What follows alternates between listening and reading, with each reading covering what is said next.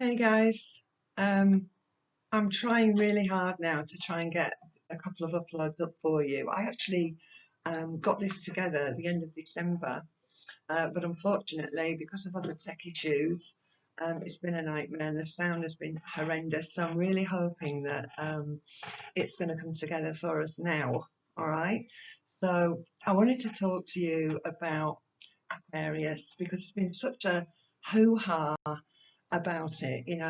You read it, it's there, this is the dawning of the age of Aquarius. We were singing about this. I was born in the 50s, anybody that was born in the 50s, sort of late 40s, 50s, um, would recognise the dawning of the age of Aquarius. Um, so it's nothing new as far as my generation's concerned, but it's going to be a slow burn, guys. We're not going to just leap into you know, hyperspace in a week on Wednesday. It's not going to happen. It's going to be a gradual shift. But on a personal level, how this is going to affect our realities, we're actually going to be looking at that as well.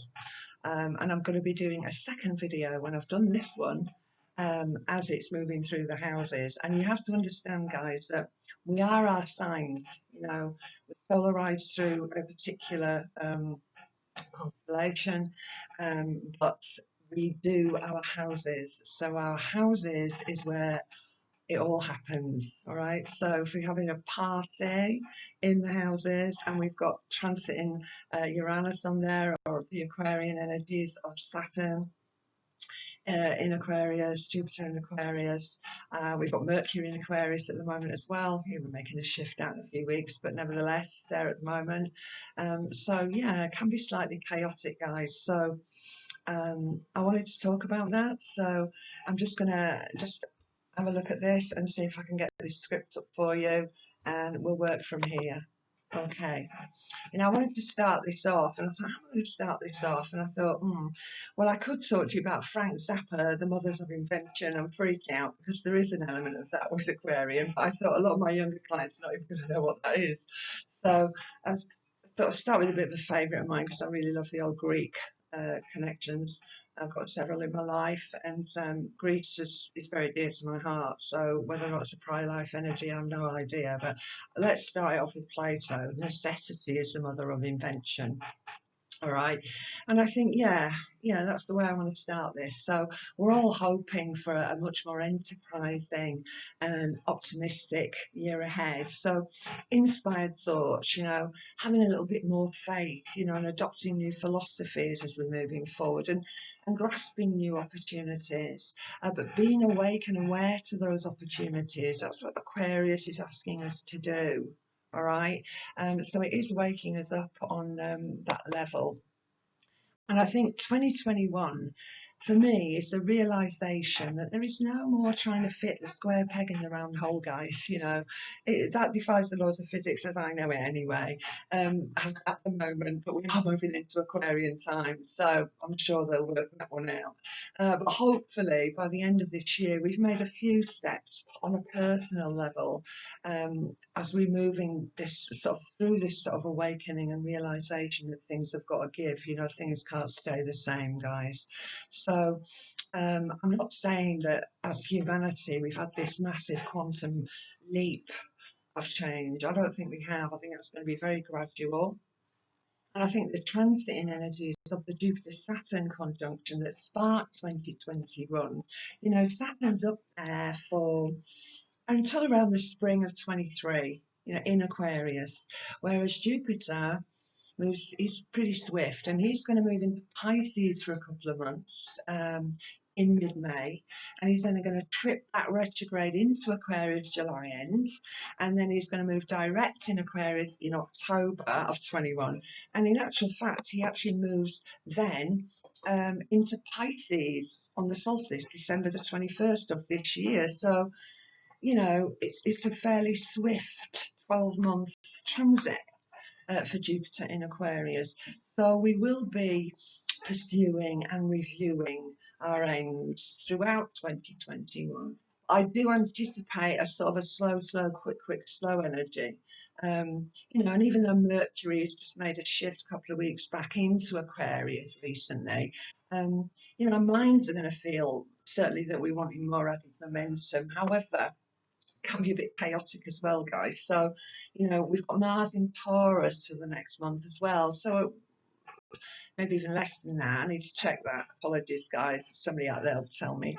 We're likely to feel a little bit lazy and a little bit frustrated as well. So we've got all of this going on. So I want to say just hang in there for the moment, guys. Let's just move it through. So as these energies transit each of the 12 houses, which we are going to look at, let's remember that we've still got Pluto in Capricorn, guys. So, he's the outrider of this dynamic pair in Aquarius at the moment. And, Pluto in Capricorn until 2024, oof, it's still quite a hike. And that's when Pluto finally makes his move into Aquarius. And even then, we've got a bit of to and froing. So I personally view 2024 more of an awakening on a more collective level than I do sort of diving in 2021. So there are others out there that may disagree with that, all right, and it's okay to be different. Very Aquarian of me to say that. But it is all about getting real in 2021, guys. This is it. So becoming aware of any personal needs for liberation, for your personal truths, acknowledging any self-sabotaging actions and limitations, and sort of transforming all of that.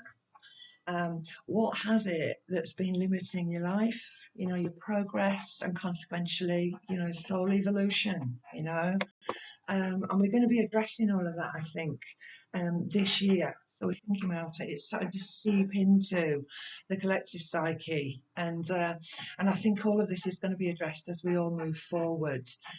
So any long sort of ignored situations or even confrontations really that we may have been a little bit delusional about, particularly with the Neptune in Pisces energy that we've had, and most certainly with the retrograde transit this year of Neptune in Pisces.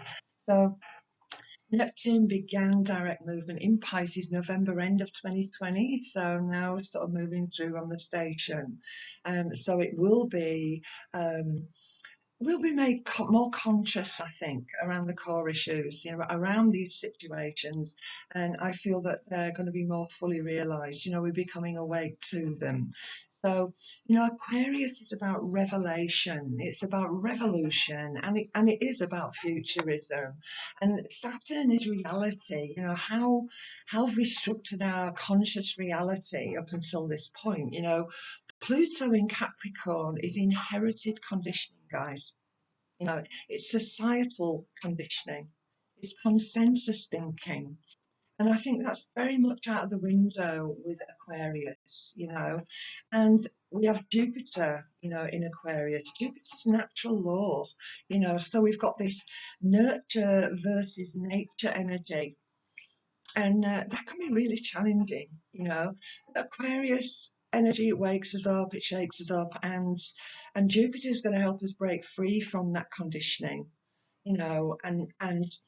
and it's going to help us find a way back to our personal truth, natural law, the naturalness of self, our true nature, and I think egoic masks are going to fall away. It's all about getting real with yourself and being truly authentic, guys. So I think we're going to be examining that deep, long buried personal stuff. Yeah, stuff that up until now we have chosen to ignore. And you know what? For some, ignorance is bliss, and I am totally and completely respectful of that. And in contrast, I think that 2021 is going to it's going to make for an awareness and an observation of all that stuff now, right?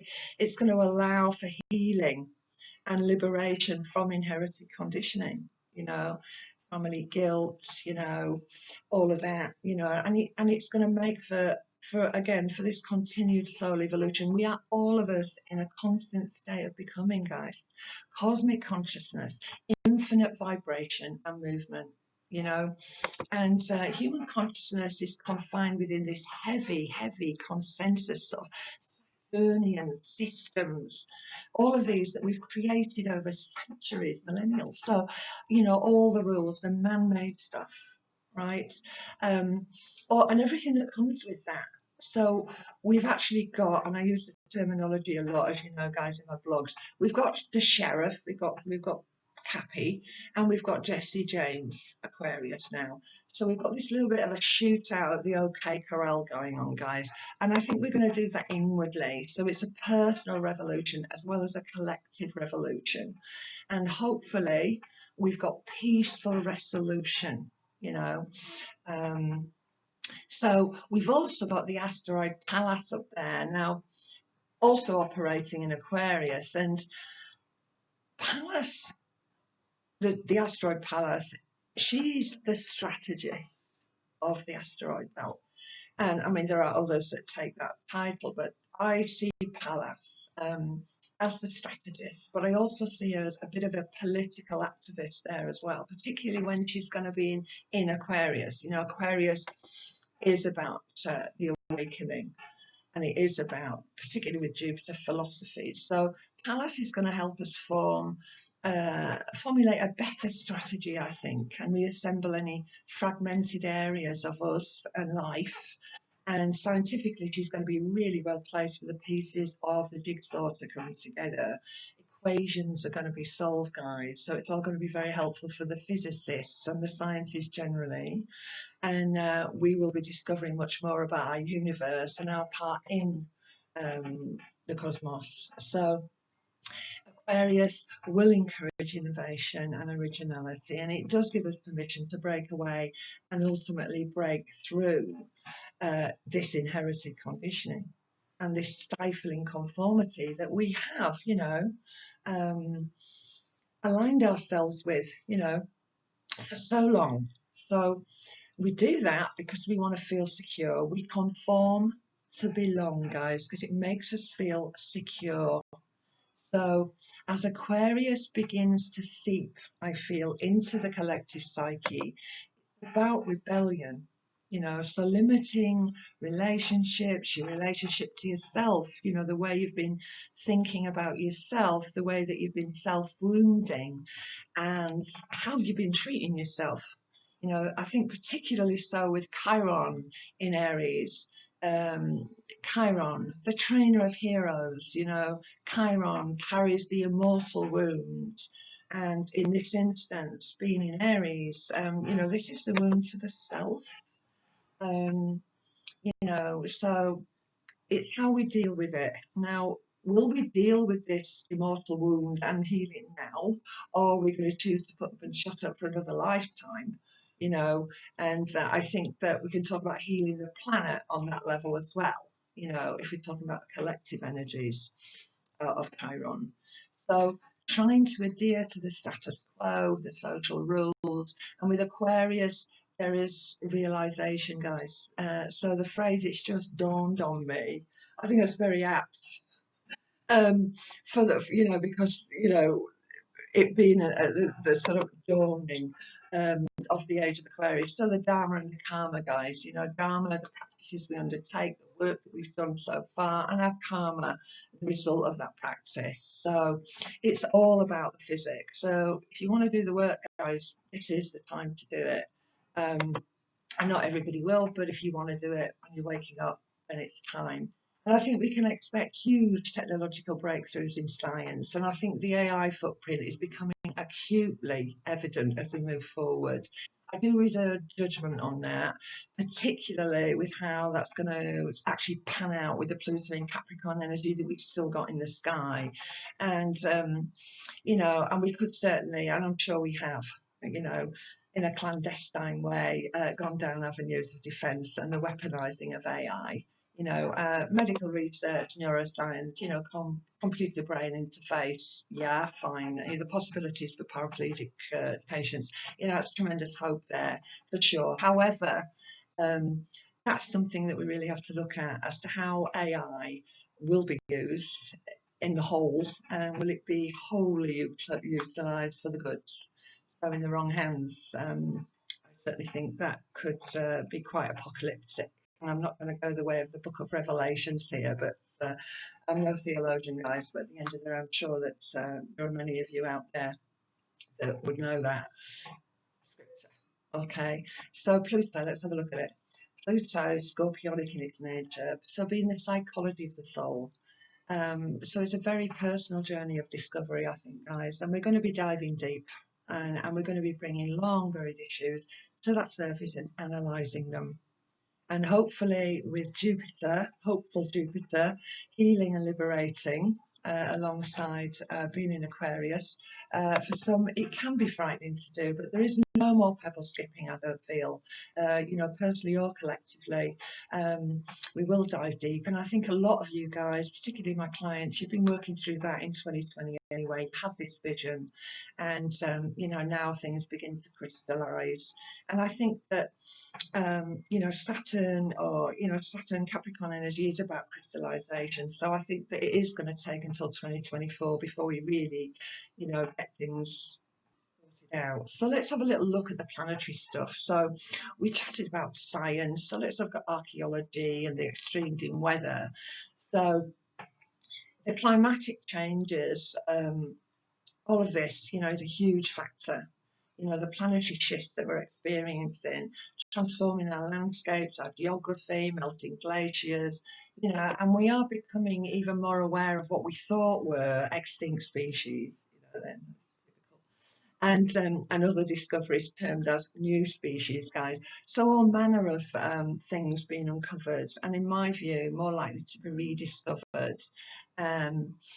Rather than uncovered. So alien civilizations, again, in our ignorance, which is man, and our arrogance, all that is not of the earth as we've known it in the history of man, is going to be classified as alien to us, is it not? So alienization, interestingly enough, is another word that describes Aquarian energy. So the X-Files, so it could be a few revelations there, we could be unzipping a few more files there, and we can all sit there, those are ways, I knew that anyway. So, I feel that that's going to be coming forward. So for all the signs in 2021, Aquarian energy will allow us to pierce the fog of the Pisces age, right? We're moving out of this Piscean energy, right? And Pisces, let's look at the glyph for that. Pisces is the fishes, guys, very Christian symbol. So again, religion, man-made religions, all right, and adhering to those laws. And, we haven't always seen the white line well in that unconscious Pisces. So I think that this conjunction can be our cosmic sat nav, if you like. And it is written that the three wise men did follow the star, guys. So astrologers all, and obviously very good one. So Aquarius in medical astrology as well is the electrical energy that fires the synapses in the brain. I mean, it does count for many other things as well. But I mentioned this because I had a conversation with some lady friends recently. And I think with this Neptune and Aquarian energy, the unconscious can be made conscious, yeah, which is what we chatted about. And, I talked about Mary Shelley's Frankenstein. And admittedly, Shelley was using an awful lot of opium at the time the book was written. It was still a genius piece of work, guys, nevertheless, but hey ho, there's Neptunian transcendence for you, the imagination and the addictions, all right? But there you go.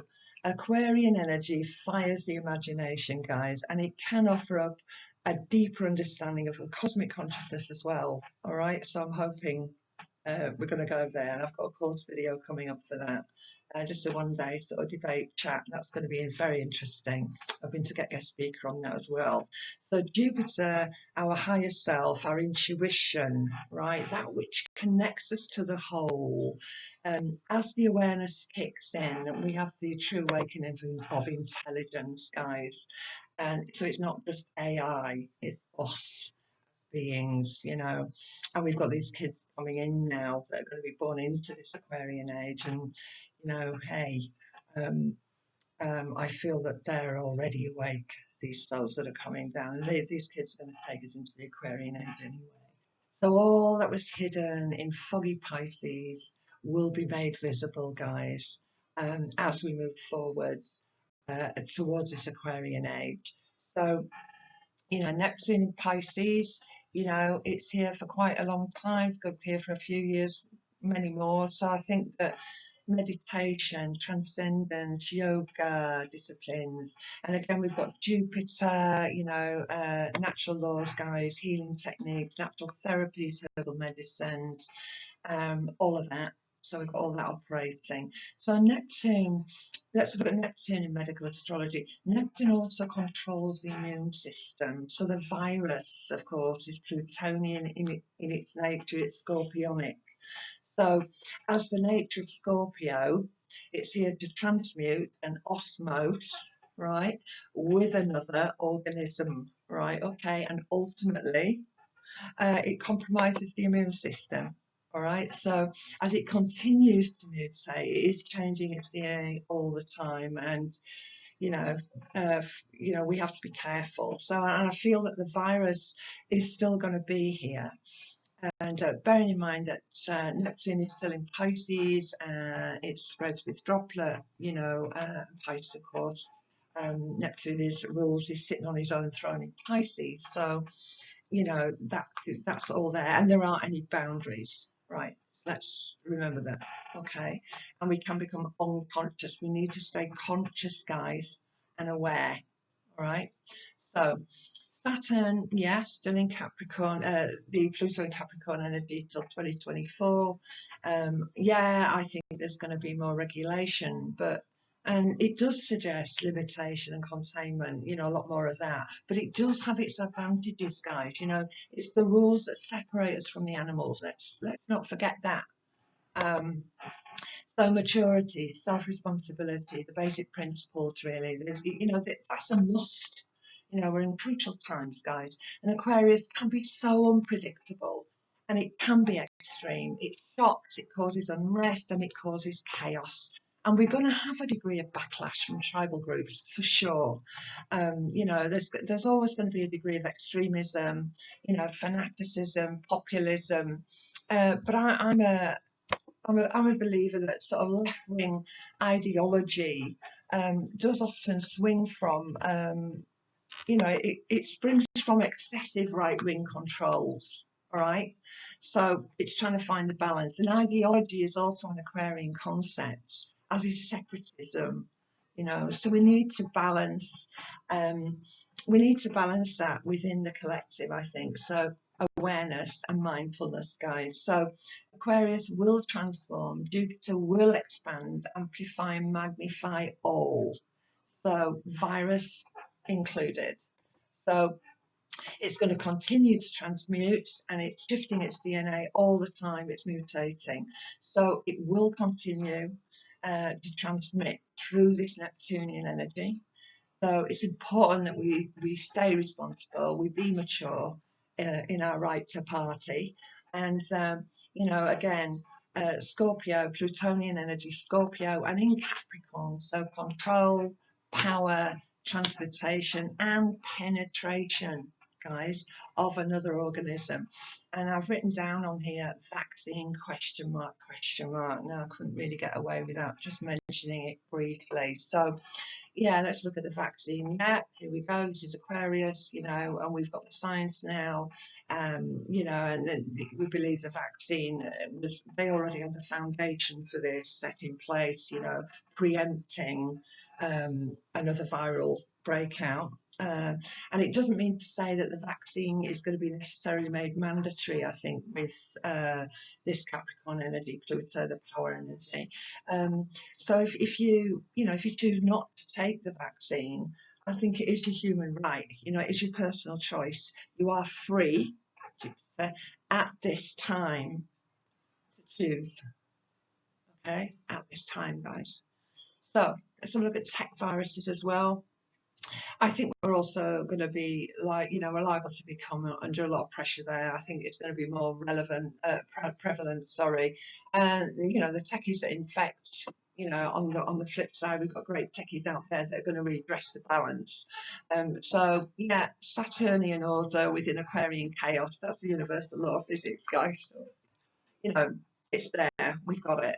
So Capricorn is about conventionality, and I feel the pendulum personally of promiscuity is going to swing towards a more conventional, right? I'm not saying extremely conventional, but what I'm saying, I'm not talking about same-sex relationships or anything like that here.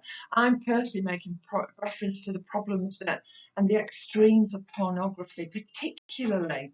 Um, I think that's caused a tremendous amount of toxicity within personal relationships. Um, and I'm dealing with this all the time with my clients more and more. And you know, it is about self-regulation, it's about moral law, and it's about personal moralities, and that's fine. I'm not talking about, you know, pornography that you can enjoy together. I'm talking about, you know, when we need to be wise in our action. You know, and I think, yeah, we're due to the Freedom Planet. It's all well and good, and you can follow your own truth, guys. You can do whatever you want. But I think we do need to listen to the higher self. You know, when particularly when personal agendas sort of jeopardise or threaten the safety and emotional security of our other, then it does become a selfish act. And I think Saturn can be selfish. So it's important to recognize your body's not infallible as well, guys. You know, Mars for everybody is physical.